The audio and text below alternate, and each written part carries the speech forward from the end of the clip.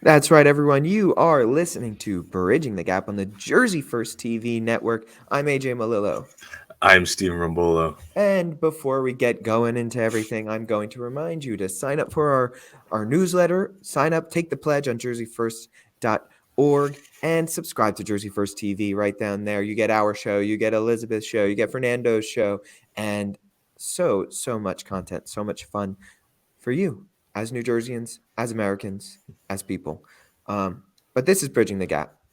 So let's get down to it, Stephen. How's your week been? Listen, man, it's been a pretty good week, all things considered. Um, Hearing back from some schools this week about financial aid stuff, which is really totally Important. fun and definitely not more stressful than any part of this journey so far. Sure. um, so, also may or may not be, inspired by the news that I just shared, but looking at copping another job. So we'll run it up to 3 jobs. Very good. It may or may not be shredding away any and all free time that I have, but it's a hustle. It's what we do. You gotta. I always say dreams don't work unless you do. So I'm here putting in the work, man. That's what's up. I've had some date nights this week with my lovely girlfriend, which has been a fun time. Getting into that, sharing more time with her, and making sure that time is safe. Uh, Other than that, just another week in the life, man. Fair. I So mean, look, you're a grinder, and it's what we do. you got to grind now because, like we've been talking about during the intro sections of this show for the past couple of weeks, it's going to be hard to work when you're in school. So you got to make the money that you can, and put out that effort. So it pays That's what's off at up. the end. Listen, if there's one thing about me, I'm about my dollar bills, y'all. No, I So, understand. I understand. so, but I would venture to say that you've had the much more exciting and interesting week over at Villanova. I don't know. I certainly I'm exhausted. I have been at the school going back to Tuesday. I've spent like 9 to 9 every day at the school, Sounds and about right. then you get home and my brain is still going a million miles a minute, so I can't sleep. I've maybe have a combined like 10 hours of sleep for the week. It feels like it You sound really. like me. It's not fun. Um, No, okay, maybe not 10 hours. Maybe I'm getting like 4 solid hours a night. Uh, and then just getting back to the grind. So yeah, That's it. we basically what happened is I'm in the trial competition for the 1Ls. To the competitions to get onto the trial team. So the winning team makes the team, which has a limited number of spots on it. And so I've been doing that, and we are in the semifinals tonight at this recording, which is Friday. And if we win tonight, we'll be in the finals when for the day the show's released on Saturday. So When you win tonight, we speak in positives only here. when I win tonight, look, I'm against some great competition. I really, really respect, and I'm not just saying this. I really, really respect the people we've gone against and the people that we're going against tonight. They're awesome. They're really, really great, smart, brilliant people. So when we win tonight, when we beat those smart, brilliant people tonight, of course, we'll be in the Listen, finals. man. Listen, this is law school. This is trial team. You got to be cutthroat. They're not here. They're not listening. It's when we win, and when we win tomorrow night, and we earn the spot, Right, when we then earn the then spot. issue the compliments. But right now, Oh, that's the competition, man. I do That's the have to say, competition. I do have to say, Stephen, my partner, in this, he's only had, everybody else had the packet for like over a month, right around a month, and he's had it for 2 weeks, and he's rocked it, and I'm so proud of him. His name is Cole. He's A1. He's going to be a great attorney someday. Dude, see, this is what gets me all excited.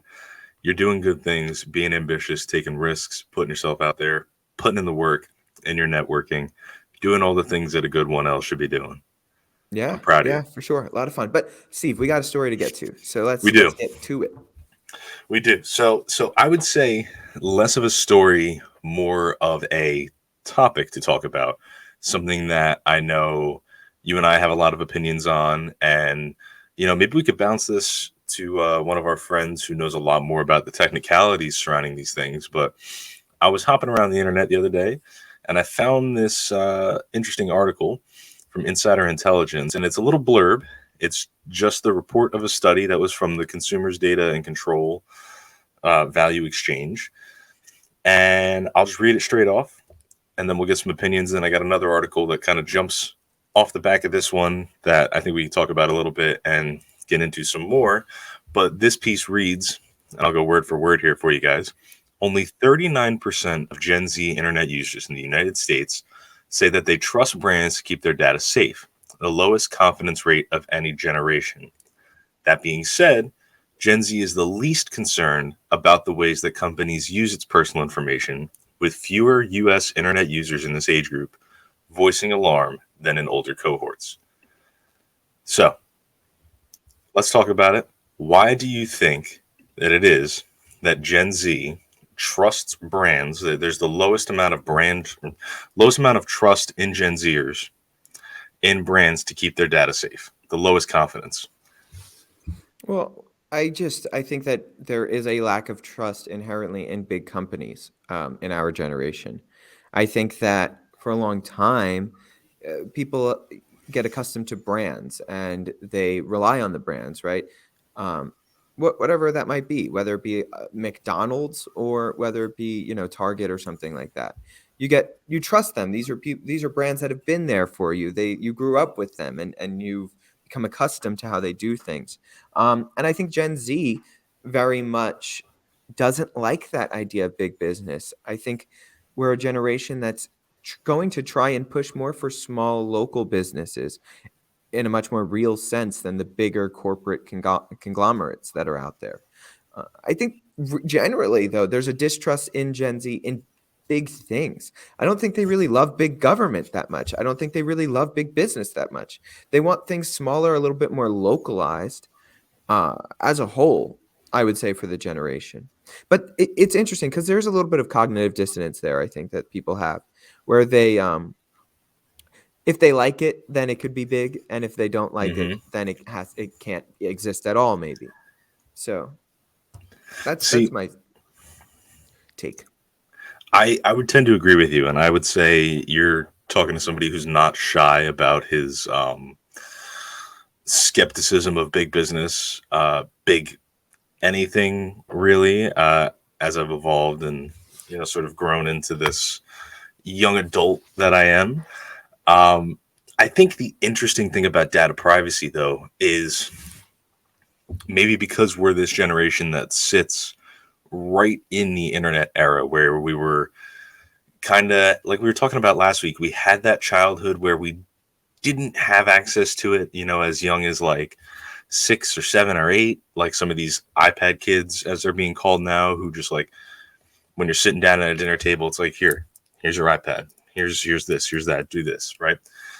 I guess our version of that was maybe like the Nintendo DS. Car. Yeah, or a Hot Wheels car. Oh, I used to like the little twisty sticks you'd get at restaurants too. Anyway, so we grew up with those things and sort of evolved into this, internet era.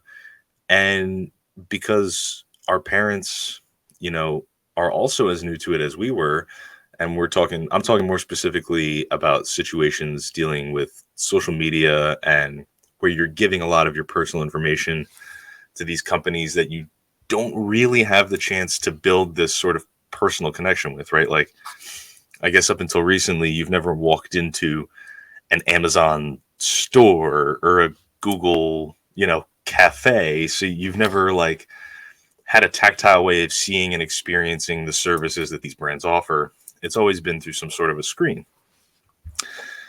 So because we've kind of had to figure this out on our own at the same time as our parents, I think that we've been the generation to sort of develop our own understanding of these things.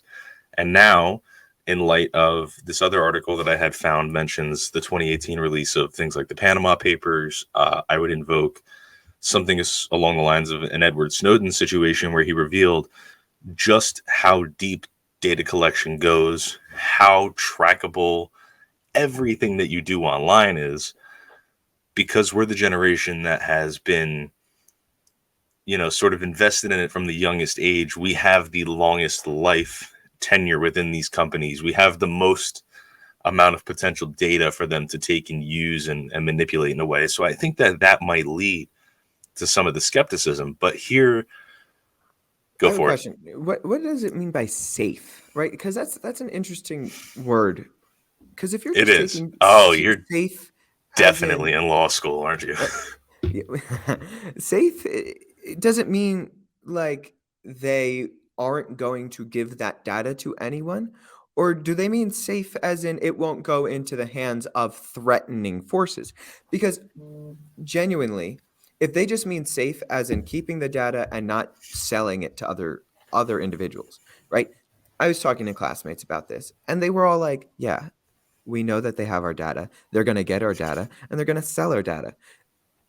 We know that. Like that's not a Hmm. question. That's not even necessarily a concern because we know how it functions.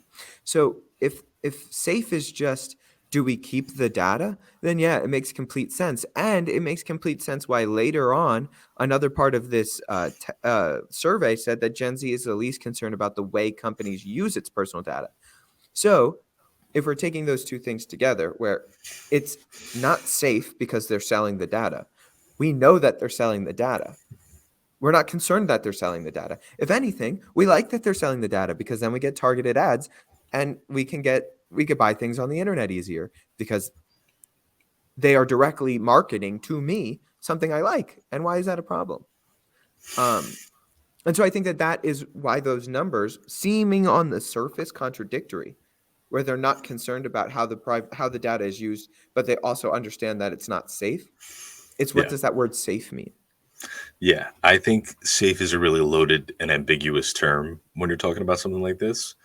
And we could certainly, you and I both have the knowledge and wherewithal to get into the conversation that, like, once you share something with another entity and you sort of click that little I agree to the terms and conditions, or you sign up for an account and by signing up you agree to our terms and conditions, whatever it might be, you have no reasonable expectation of privacy over anything that you choose to share with those people. You're And the signing whole a gimmick. contract. Exactly, right? So safe is a really loaded term. And I think you have to consider, like we mentioned, something like the Edward Snowden decision. I say it like it's a case. The Edward Snowden, I'll call it fallout from the data that he released from the National Security Agency, NSA, and how they were collecting data, listening on phone calls, and using that for nefarious means to sort of red flag people. And the government is kind of keeping their eyes on certain people because of what they say, what they share, what they believe, what they do online. And who's to say that if the government's capable of targeting in that way, we like to think of targeting ads as, probably the most reasonable and functional use of our data. And like you said, it feels good. We get, advertisements that pop up on our YouTube and our Instagram. That's like a t-shirt that only you would think of that somehow this brand has made, right? And that's awesome. But who's to say that we have situations where it could work completely against you, and because of the things that you express online, the mediums you choose to engage in, that companies sort of red flag you and say, hey, we don't want nothing to do with this person, we don't want them in our space. And so as much as it allows you to kind of be a beneficiary of these things and get products, and I mean, again, we could go down a rabbit hole, and some people don't like being turned into a total consumer. I don't know that I necessarily want to go on social media, for entertainment and relaxation and be bombarded with these targeted ads that just take up all my space. So there's a lot of things to consider, but as good as it does, it can also be used in ways that, you things like shadow bans, and, those are all, in my opinion, the result of the conglomeration of your data, how you behave online, and a company making a judgment on what they think is best for you, what role they want to relegate to you. Are you a consumer? Are you blacklisted? I think that could be the question of, if your data is safe. But I would argue that's being safely used. So it's a really loaded Right. term. Yeah, it's interesting. There's lots go into it, and I would say as a whole, where I fall on this, and we could go into the shadow banning side of everything, and that's a different conversation, I think, because that is more of a speech issue than a data issue, Yeah. in my opinion. So, strictly on the data side of it, right? This is what I'm imagining, and how I would want a business, and I wouldn't even be necessarily opposed to regulations to mandate something like this upon businesses. First of all, businesses should only be able to share data with governments with due process of law, right?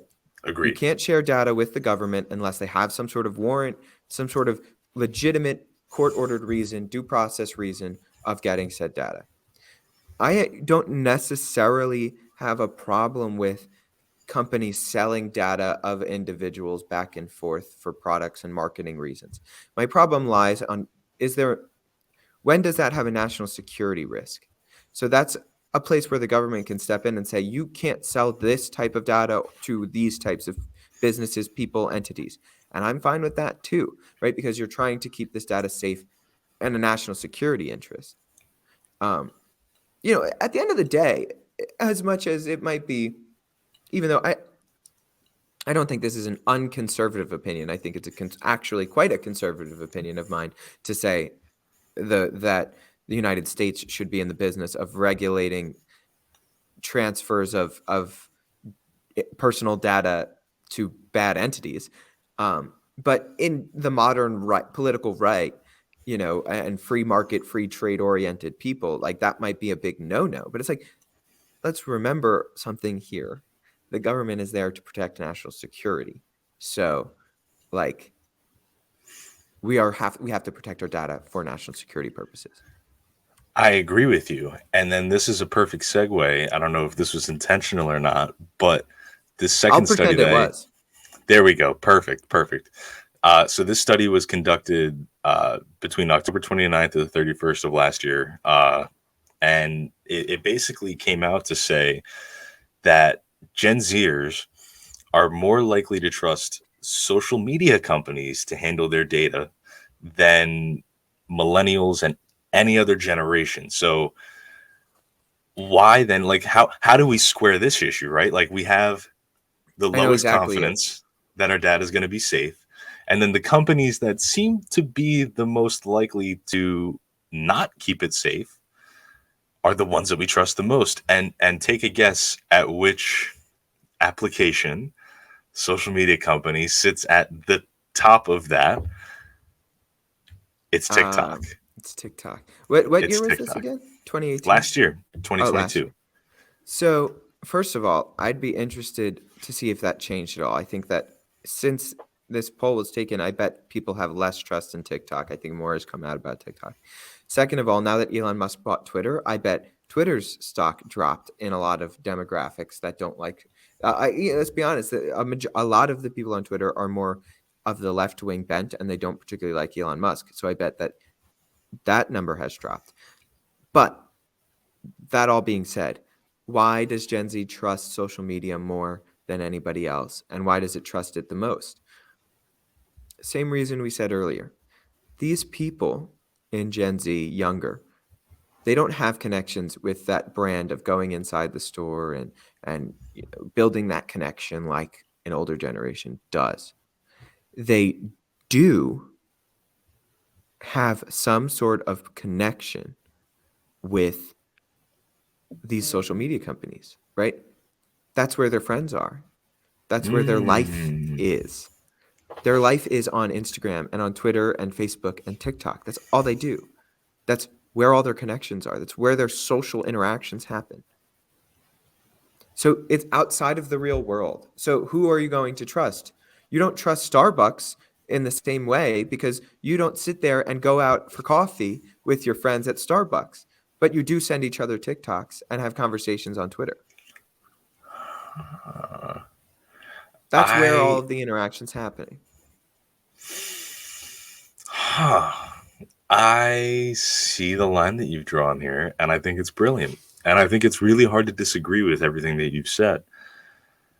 I will say, not even. I think to sort of maybe segue into a conclusion on this, I'll give my take, but I want to hear yours first. I think a great logical ending on this, right? As Gen Zers ourselves, we've just talked about the expectations of privacy in, these different areas of the internet.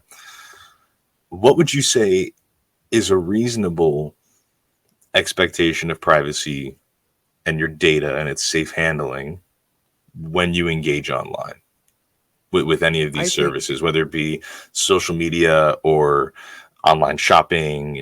Like, what is a reasonable expectation of data safety? yeah, I think it's like what I said before. Look, we have to make sure that companies aren't giving these to entities that are against the best interest of the country as a whole. I think that they shouldn't be giving it to governments without due process of law. The same due process of law that applies in pretty much everywhere else, any other situation that's similar. And I think that at the end of the day, I don't really see a harm in a business collecting how you search and what you search for and what you buy and what you click on to sell their product to you directly. If anything, I think that's helpful in a lot of ways. It brings you easier access to things that you might want or like. So I don't necessarily have an issue with that. And I just think at the end of the day, as long as it's not directly affecting your interest and your rights of privacy from a 14th Amendment due process standpoint, and it's not affecting national security in any directly negative way, then I think those are the most appropriate lines to draw. Other than that, you're freely engaging with these things. And I think that Gen Z knows how it works. So it's a lot more known, understood consent than maybe in previous generations. Okay, so I agree with what you said about, you're engaging with these companies. So I don't think it's unfair of them to kind of collect and use your behavioral, you know, habits and search patterns and sort of derive these things to target products to you. That's what any great business does, right? I think what's so scary about this is because it's so individualized, because it's so personal, because you and I can go on to the same Instagram application. We could follow the same people, see the same feed, but that little ad that pops up every like 3 or 4, scrolls is totally different for the two of us. I think that has been a sort of new frontier of marketing and selling of products and business in general.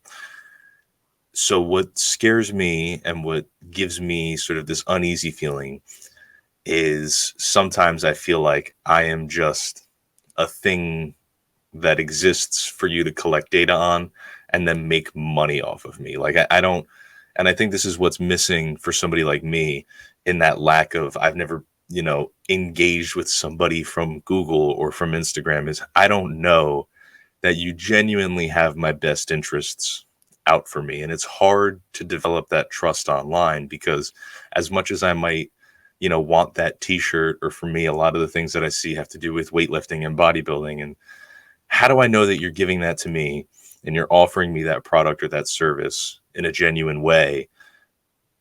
Whereas I'm just, a money machine for you. And you're like, this is what this guy wants. This is what he is. And we're going to suck all the money out of him. And that's where the distrust in big business comes from. And it's really hard to square that. So when I look for, or what I think of what a reasonable expectation of data safety is online and keeping my data safe, it's that it's going to be used with good intention. I know you're going to collect it. Like you said, we kind of all understand that that's what's going on here. But I want to know that the heart of Google, the heart of whatever brand is paying for these things, is doing it because they genuinely believe that they're going to give a product to somebody that wants it and is going to benefit from it greatly, not somebody that they see is just like, this is a cash grab. This guy will buy it. Let's target him. And that's really hard to square when you lack that personal interaction. For sure. And I think that that's a lot of really, really important things to remember when you're doing this and you're signing these terms of service agreements, even though you're not thinking of them as contracts. They are, and they're binding, and we have to understand that. And maybe, government is slower than business in a lot of ways towards new markets and ideas and ingenuity, and law always falls behind technology. So regulations will come. They will. We just have to figure out where we want them to be and what's the most appropriate way. But that's a discussion that we can have further in the future. But for now, that's going to do it for this week's episode of Bridging the Gap on the Jersey First TV network. I'm AJ Malillo. I'm Stephen Robolo. Subscribe, sign up for the newsletter, and sign the pledge. I hope you all have a wonderful week, and we'll chat with you next week. Have a good one.